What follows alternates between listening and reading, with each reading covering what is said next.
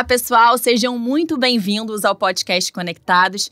E sabemos que na missão do Sesc RJ, o que não falta são histórias que inspiram e nos conectam com a vida de tanta gente. E dando continuidade à minha história aqui nesse projeto tão especial, é com muita alegria que dou início ao terceiro episódio do podcast Conectados, hoje num clima bem inverno. Porque julho chegou e com ele o evento mais aguardado desse calendário, que é o Festival Sesc de Inverno, que atravessou aí 25 localidades do estado, levando durante 3 semanas muita música, arte, circo, dança, audiovisual e literatura. E a gente se orgulha muito desse projeto ser um projeto de multilinguagem, gente. E uma das protagonistas desse festival é a literatura, que é o nosso assunto de hoje aqui no podcast, e por isso trouxemos 3 mulheres incríveis para mergulhar nesse universo e falar um pouquinho, porque elas têm muito a nos contar. Nossa primeira convidada é Marília Gorito, bibliotecária formada pela Unirio, atua com promoção de leitura e mediação cultural, trabalhou na Biblioteca Parque Estadual, no setor de acessibilidade e desde 2018 integra a equipe do Sesc RJ, com passagem pelo Sesc Niterói, responsável pela programação literária e pelo gerenciamento técnico da biblioteca e atualmente é analista de literatura na Gerência de Cultura, cuidando da curadoria de diversas ações literárias em todo o estado. Obrigada por estar aqui com a gente hoje, Marília. Obrigada a você. Também contamos com a participação da Celina Almeida, coordenadora técnica da Unidade Sesc Botafogo, Biblioteca Machado de Assis. Bom, ela é bibliotecária, formada pela Unirio também, possui especialização em gestão de bibliotecas públicas e escolares e está com a gente, há mais de 17 anos, né? Quase 18? Quase 18. E desses 18, 16 deles num projeto lindo, que é o Bibliosesc. Não é isso? É um projeto de bibliotecas móveis voltado ao incentivo à leitura e ampliação do alcance dos serviços da rede de bibliotecas do Sesc, que é muito bacana, né? Bem-vinda, Celina. Muito obrigada. Vocês já viram que a gente está totalmente imerso nesse universo da literatura. E para completar esse time, chamamos Elisa Moreno, que é atriz, escritora, consultora, arte educadora e especialista em literatura infanto-juvenil. Um assunto muito bem-vindo aqui para a gente discutir. E ela leva a leitura para as crianças, né? Esse incentivo, esse hábito ela cria. E de uma forma muito peculiar, né? Misturando arte, nada convencional. Bem-vinda também, Elisa. Obrigada.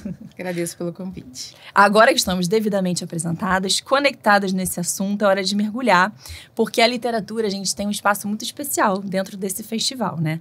E esse ano a gente entendeu mais do que qualquer ano que ler é muito mais do que um hábito. É na leitura que a gente viaja, que a gente cria, que a gente volta no passado, revive memórias, planeja o futuro. Tem uma companhia, né? O livro é uma companhia que você tá sozinho ali, mas você abre o livro e você tá rodeado de pessoas, né? É um momento de escuta também. E eu queria muito botar vocês nessa conversa. Uma pessoa que vive a literatura dentro do Sesc, muito bem. Conta pra gente, Marília, como é que você vê a presença da literatura no nosso Festival de Inverno? Então, a cultura, ela trabalha muito integrada, né? E a literatura, ela tá sempre procurando aquela reconstrução. A gente sempre fala, literatura, livro. Mas não, tem vários outros sentidos que são despertados pela literatura, né? E com isso ela conversa com a música, ela conversa com artes visuais, com audiovisual, com artes cênicas, enfim. E eu vejo como esse lugar ali do diálogo, né? Entre todas as áreas, assim. Então, pensando nesses diferentes formatos, sentidos, né, que estão despertos, assim, tem uns exemplos de programação que, né, dá para a gente enxergar isso, né, que por exemplo, a oficina que teve da Carol Ito, né, que é de HQ de jornalismo, que ali tem o roteiro, tem o texto, tem o desenho, teve também o show poético, né, do Lirinha, que ali tem a poesia, tem o repente, tem a música, tem o Nordeste, muito forte ali, a performance. O fórum de ideias também, que a gente junta diversas pessoas, é uma curadoria coletiva, tem a literatura, tem a educação ali junto. E ali também tem a música, assim, todos são escritores, mas se manifestam também em outros sentidos. O Parte 1, que é um rapper, a Caxiel, que é das artes visuais, o Mestre Joelson, que é um líder comunitário, a Camila Alves, que é uma psicóloga, mediadora de leitura. Enfim, tudo integrado e ganha força, né? E o tema desse ano foi Terra e Território, né? Um tema bem denso. Então, como é que foi esse processo criativo? Como é que foi executar isso dentro do festival? Esse conceito, assim, de terra e território, né? Quando a gente pensa em território, às vezes a gente pensa muito somente o solo, o chão. Sim. Mas não é só isso, né? São as pessoas que vivem neles, as criações que são executadas ali e pelas pessoas a partir daquele chão. São as lutas que tem ali também, em alguns signos, né? E a curadoria, acredito que ela reflete muito isso, assim. É a diversidade, né? Então, a literatura, ela tem aquele poder de reescrever histórias. Então, por exemplo, tem um cenário que é muito visto como uma desigualdade social, tem o racismo, tem a violência de gênero, e vem a literatura. Põe um holofote sobre isso, mas, ao mesmo tempo, muitas vezes ela consegue reescrever um outro cenário ali. Então, esse poder imaginário e de realidade mesmo é muito forte, né?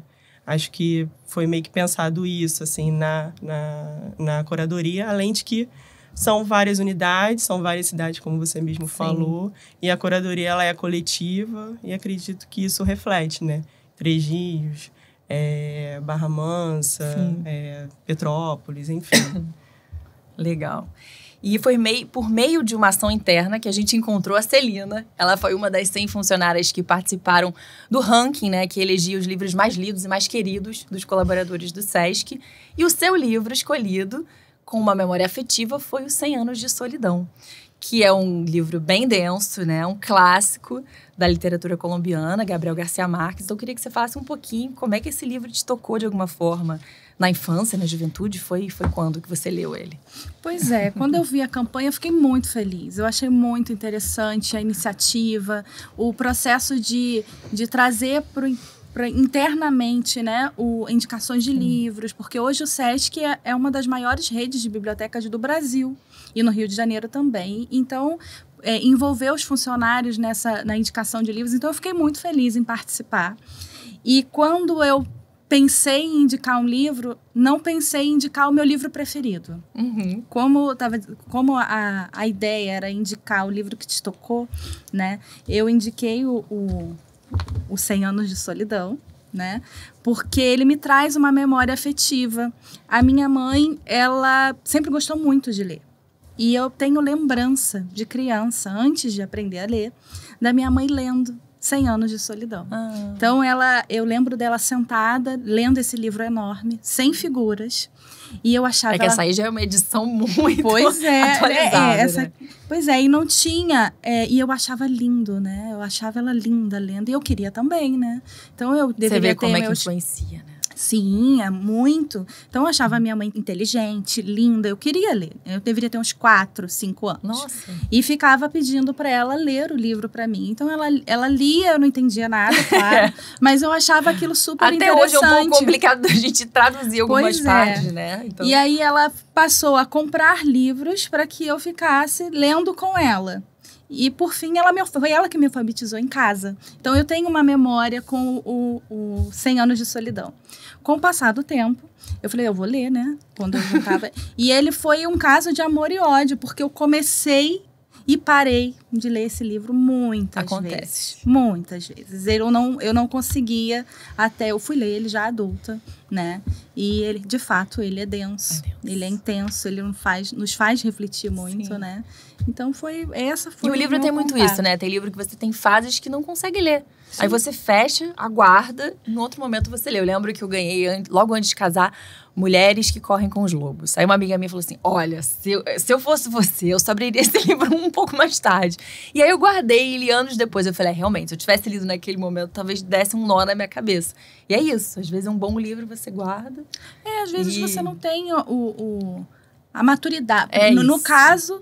do 100 Anos de Solidão, talvez a maturidade suficiente para entender toda a complexidade que ele traz. Então, eu achava ele difícil de entender, porque ele fala a história de uma família, vai e volta, né? Contém o realismo fantástico, mágico. Então, assim, era muito pesado, né? Sim. Então, na fase adulta, com a maturidade suficiente, eu li. Não vou dizer que ele é um dos meus preferidos, mas Gabriel Garcia Marques, ele é um autor esplêndido, né? Ganhador do Prêmio Nobel de Literatura. Sim. Então, assim, não tem o que dizer desse livro. Eu mesma já li 100 Anos de Solidão na época da escola ou da faculdade e lembro de ser muito denso. Talvez eu tenha que reler para entender algumas coisas que ficaram assim do ar, né? Mas falando da sua trilha profissional, né? O caminho que você trilhou tem a ver com essa memória que você tem da literatura, desse livro, talvez? Acredito que tudo se conecta, né?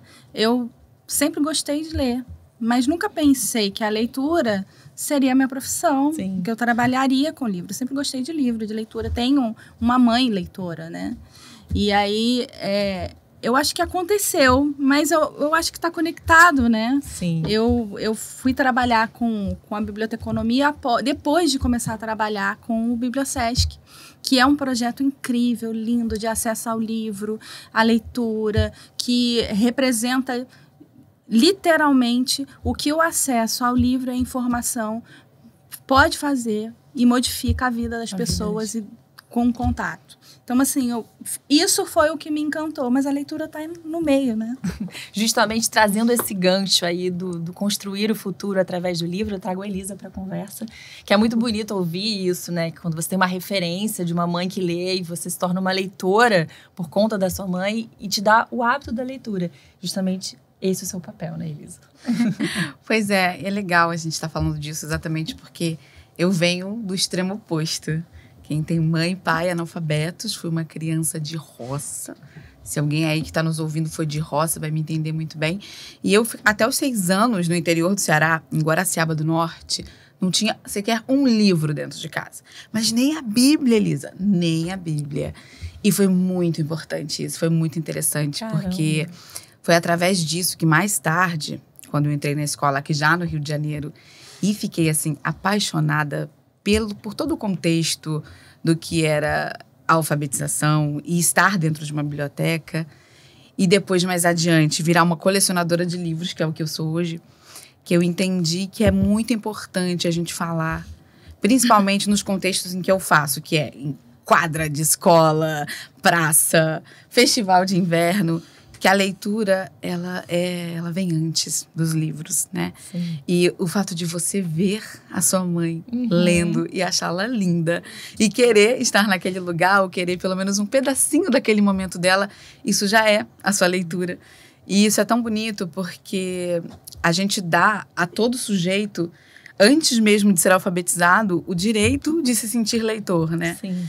E atualmente, a literatura na minha vida, ela estende um tapete para que eu vá até as pessoas e fale que todos somos leitores em diversos sentidos e que o que a literatura faz quando a gente se apropria dela é fazer esse tapete voar, vir um tapete mágico, porque aí a gente tem um outro suporte para ir além, né? A gente ouviu falar, mostra mesmo como você une a sensibilidade, a arte e a educação, né? E são palavras muito presentes no nosso tema, né? Sim. Como a Marília falou, de terra e território. E você participou da programação desse ano. Como é que foi essa sua participação? Foi muito incrível. Eu acho que, inclusive, não só essa, mas toda a minha história como arte educadora e artista que eu tenho com o Sesc Rio, assim, é uma história de formação mesmo, que me forma também. E especialmente nessa edição do Festival de Inverno, em que eu fiz uma formação sobre livros brincantes para mediadores de leitura, bibliotecários, quem quisesse chegar, foi uma experiência muito poderosa, porque eu percebi ali nas unidades, né, do Sesc Quitandinha e de Teresópolis o quanto ainda estou irmanada, porque as pessoas que vieram estavam realmente muito interessadas. E foi muito legal perceber isso. As pessoas, as mulheres, a maioria... Desculpa, tá, gente? A gente é assim. A maioria mulheres, mas em cada uma das oficinas, alguns homens também. Mas vem com muita vontade de entender o que é essa literatura brincante. Que contexto é esse? Como brincar com o livro?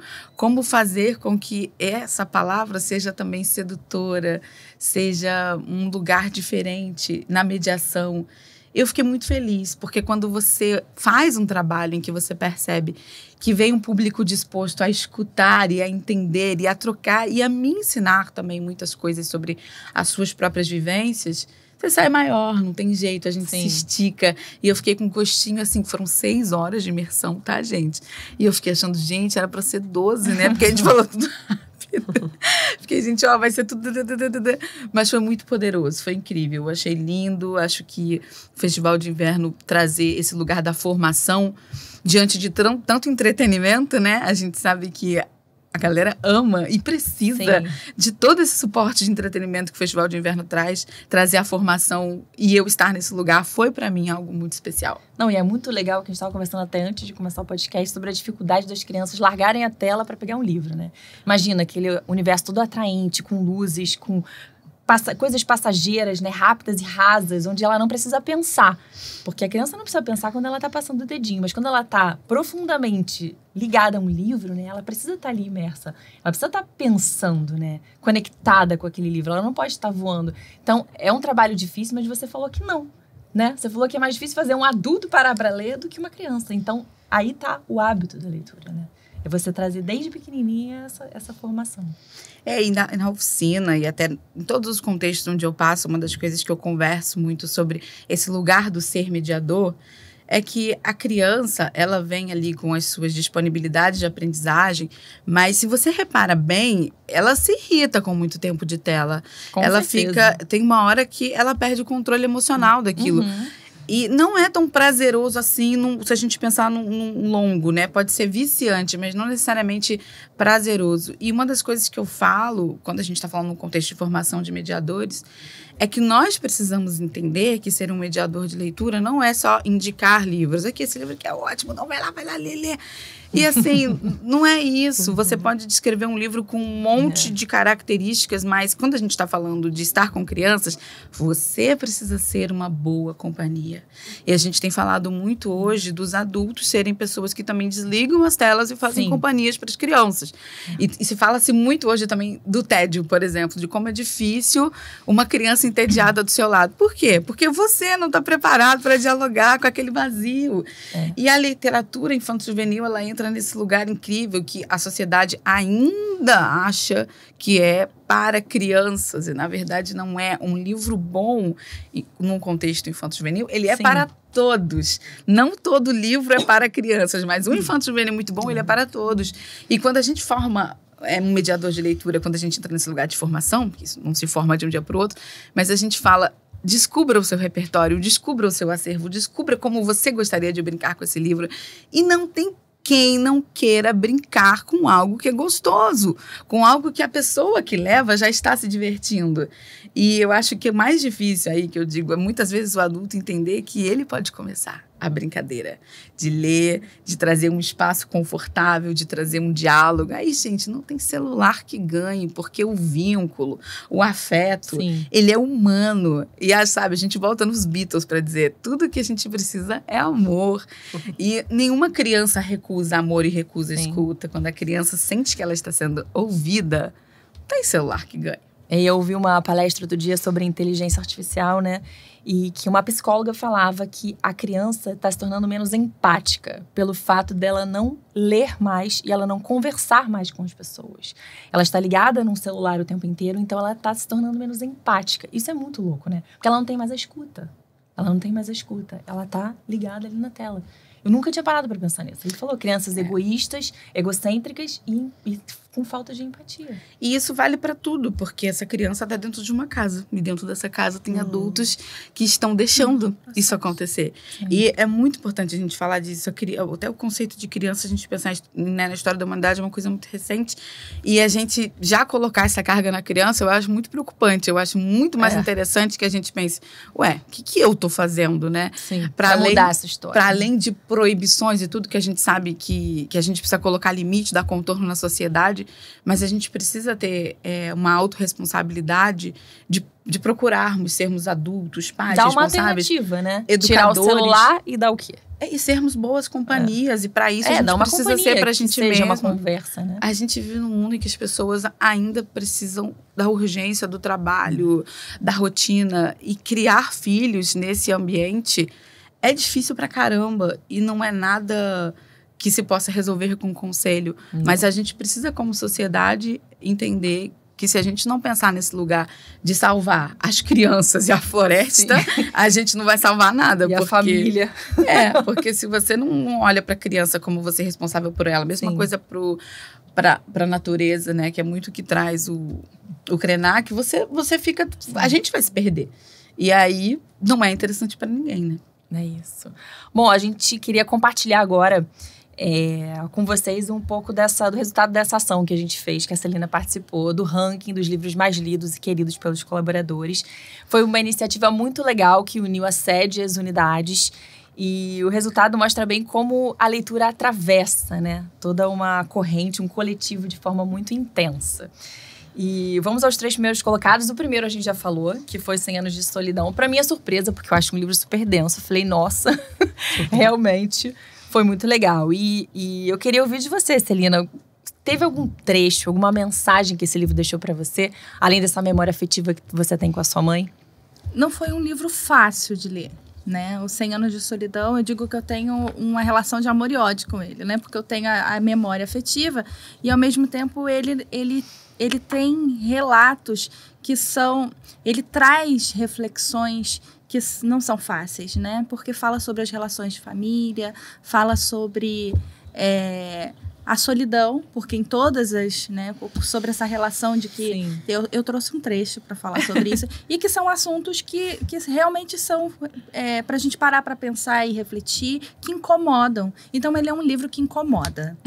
E é muito interessante, porque como a literatura pode, através da literatura, através de um texto, ele traz relatos históricos, ele vai contando a história de uma família ao longo de 100 anos, né? Então, e como ele causa sentimentos, ele te transporta para lugares e te leva para lugares internos que causam incômodo. Sim. Então, ele é muito bom. Então, assim, ele é denso, mas não ele à toa que foi o primeiro lugar. incomoda. Ele incomoda, leu? ele te tira da zona de conforto. E eu acredito que seja por isso que ele ainda seja, ainda é, um best-seller. Né? Um best-seller e um dos livros mais lidos e indicados. Trouxe seu trecho? Trouxe. Peraí, só um minutinho. Eu vou recuperar aqui. O segredo de uma velhice agradável consiste apenas na assinatura e de um honroso pacto com a solidão. Uau. Dorme com essa. Isso. Reflitam. Nossa, realmente. Vamos lá, vamos para o segundo colocado, que é um fenômeno da literatura contemporânea brasileira, que é o Torturado, do Itamar Vieira Júnior. Um clássico, todo mundo deveria ler. Todos aqui da mesa já leram. Então, se está no ranking, é muito legal. E é uma conexão direta também com o nosso tema do festival, né, Marília? Tem algumas coisas aí que você pode colocar no nosso tema. O que você pode trazer pra gente de inspiração, trechos e mensagens do Torturado? Ele é um livro que ele é muito centrado no sertão baiano, né? Então, mostra muito essa desigualdade social, a luta de pertencimento àquele espaço. Mas também eu vejo que ele também traz o lado que, assim, associando ao tema do Festival Terra e Território, né? Que não é só o solo em si, aquele chão, mas tudo que compõe ele, né? Uhum. Quem pisou por ali. Então, assim, ancestralidade, memória, as histórias, né, familiares e amigos. Então, eu associei muito a isso. Assim, achei um livro muito bonito.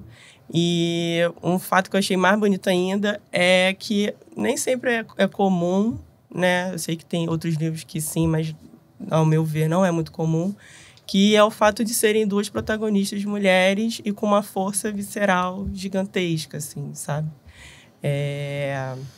E uma solidariedade, assim, entre as duas, né? Quando uma perde a voz, a outra tá lá dando suporte, tocando com ela, né?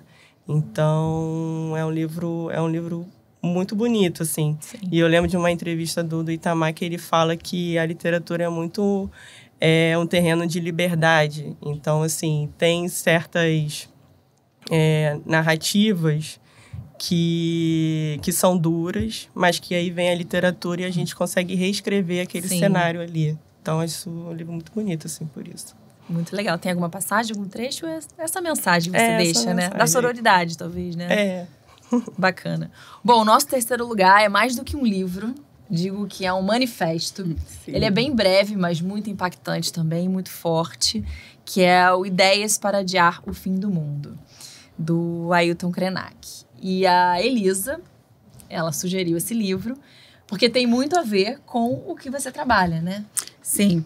Curiosamente, uma das ideias para adiar o fim do mundo é sempre poder contar mais uma história.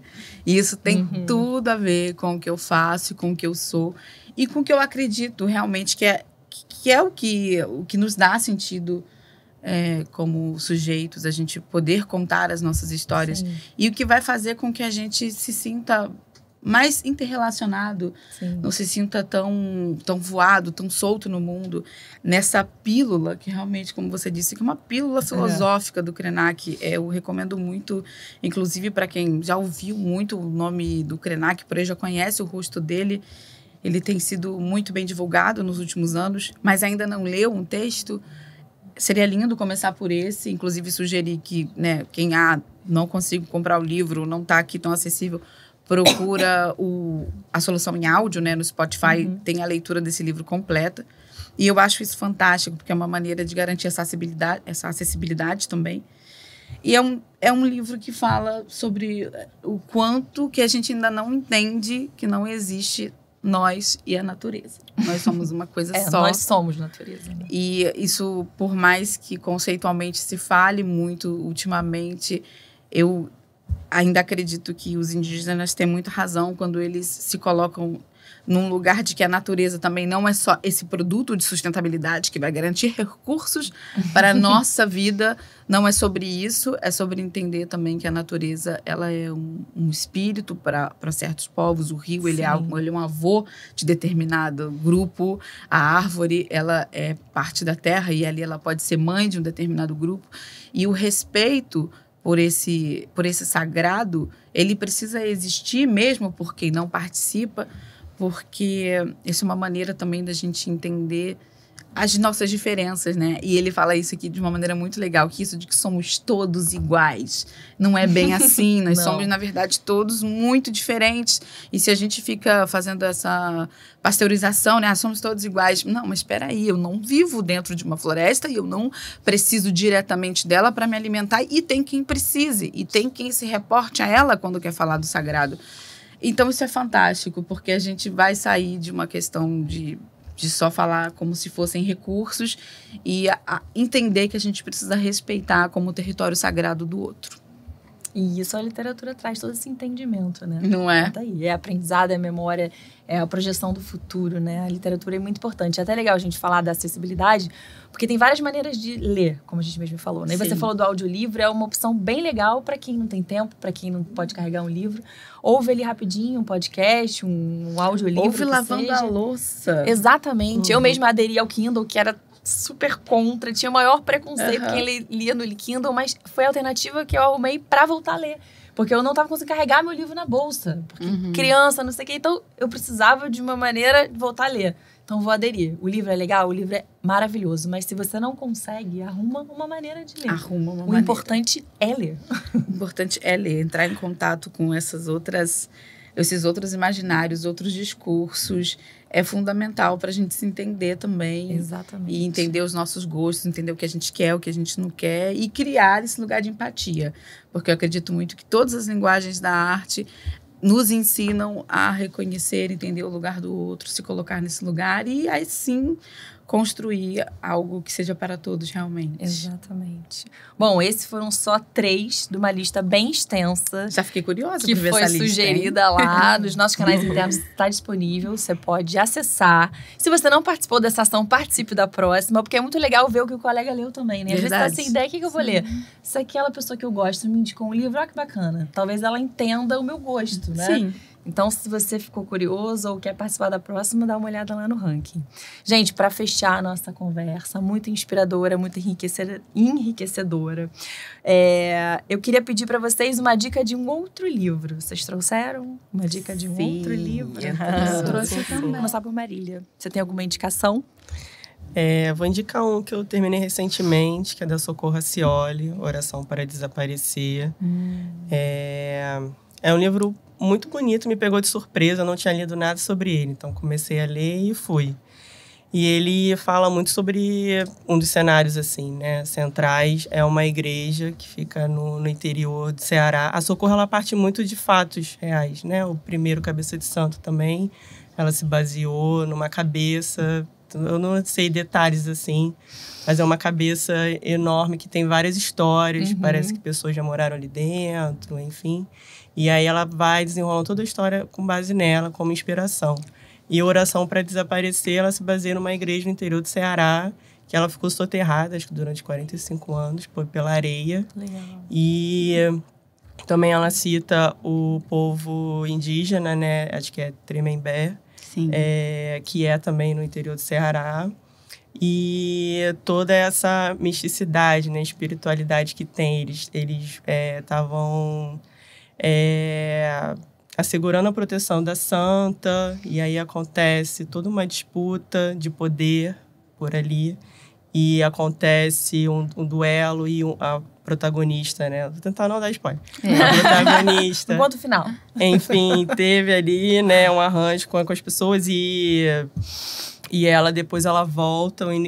O início do livro, ele já é ela sendo desenterrada. Então, você já fica curiosa, como assim uma pessoa sendo desenterrada? Uma ressurrecta. Viva, isso.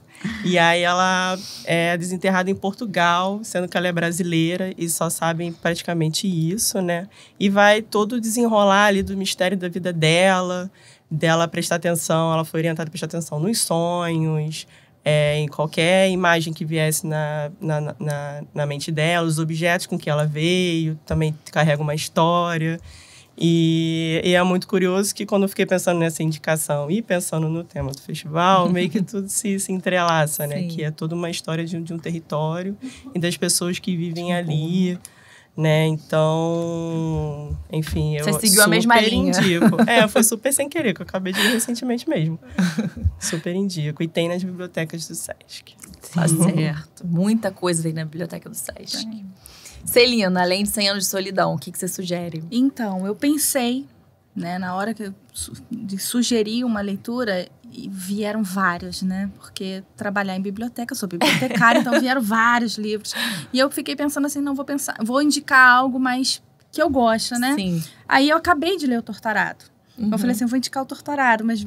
Aí, curiosamente, ele foi indicado, indicado também na lista, porque realmente ele é um livro ótimo. Sugiro a leitura do Torturado, né? Mas, para trazer um outro título, eu li, já tem um tempinho, mas os livros do Cristóvão Teza, o fotógrafo, e o Filho Eterno, que são livros muito interessantes. O Filho Eterno, então, fala sobre a construção da paternidade de uma criança com síndrome de Down. Então, assim, tem todo foi um livro denso também. Eu parei de ler o livro algumas vezes, porque ele vai falando toda essa relação da paternidade, da maternidade, ou não maternidade, não vou dar spoiler, né?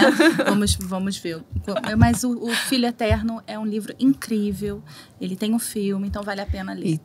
Eu vi esse texto como uma dramaturgia, uma peça de teatro. Pois é, e o Cristóvão Teza, ele é incrível, ele te transporta para o livro, você sente cada palavra que ele escreve, então vale muito a pena. Surreal.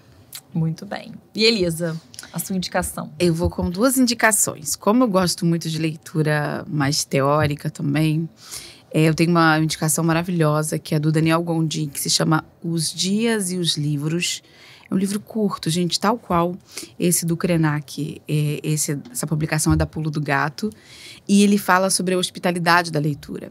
Exatamente sobre essa sensação que você sente, que todos nós sentimos, em que nós estamos ali com uma voz, que pode ser a voz do escritor, do autor, do personagem, a nossa voz. E ele fala bastante sobre essa sensação, sobre esse diálogo e esse lugar de hospitalidade, né, com os livros. Esse livro mudou o meu pensamento de mediadora e pesquisadora em relação à leitura. E um livro literário, na verdade, não é um livro, uma autora. Mas eu vou sugerir um livro, Uma Ideia Toda Azul, de Marina Colasanti. Mas o que vocês puderem pegar dos contos de Marina Colasanti, ela é fantástica, constrói um imaginário moderno, né, dentro dos contos de fadas e dialoga tanto com todas as eternidades que a gente tem na nossa existência. Eu acho ela uma autora, assim, surreal e indico para todas as idades, para você ler com a sua criança, para você ler com você mesma. A Marina Colasanti é incrível. Legal. Bom, eu tava aqui com uma indicação. Eu, como boa canceriana, eu amo um romance, né? Sou romântica. Adoro ler um romance. Eu ia sugerir uma autora que eu acabei de ler, norte-americana, mas já que estamos todos sugerindo autores brasileiros, nacionais, eu vou sugerir Carla Madeira como romancista, que eu gosto muito. Unânime. Mas quem não leu, é leitura obrigatória. Quem gosta de romance, né? Ela tem uma maneira muito peculiar de escrever, muito gostosa, é envolvente, você quer ir até o fim. Eu li 3 livros dela, que é Tudo é Rio, A Véspera e A Última Mordida, pode ser? São 3 livros dela, romances que estão na mesma pegada, maravilhosos. Segue a dica que não vão se arrepender, vocês que gostam de romance. Bom, boa dica. Boa dica. Bom, gente, estamos chegando ao fim da nossa conversa e falar de livros é abrir um leque, um universo, assim, da sensibilidade, do amor, do afeto, do acolhimento, da voz, do silêncio, da paz. É encontrar o seu lugar no mundo, é você revisitar o passado, é você projetar um futuro. É sempre muito bom falar sobre livros e eu já tô com várias indicações aqui. Já vou no meu Kindle comprar, porque aí também tem a praticidade do Kindle que chegar a comprar. Sim. E eu queria agradecer muito a participação de vocês. Muito bom tê-las aqui, trazendo esse tema tão denso, tão gostoso. Obrigada por ter compartilhado esse momento com a gente. E essa troca aqui mostrou muito como o Sesc consegue transformar a vida das pessoas, de milhares de pessoas que passam pelos projetos, pelas unidades, pelas bibliotecas. É muito enriquecedor, assim como a literatura também transforma vidas, né? Bom, gente, e para você que ficou com a gente até aqui, muito obrigada pela participação, mesmo que como ouvinte. E se você perdeu os nossos outros episódios anteriores, entra lá nos nossos canais internos, no Spotify e no YouTube para acompanhar tudo. Temos sempre convidadas maravilhosas, temas muito interessantes. É só entrar lá e pesquisar. Até o próximo podcast. Tchau, tchau.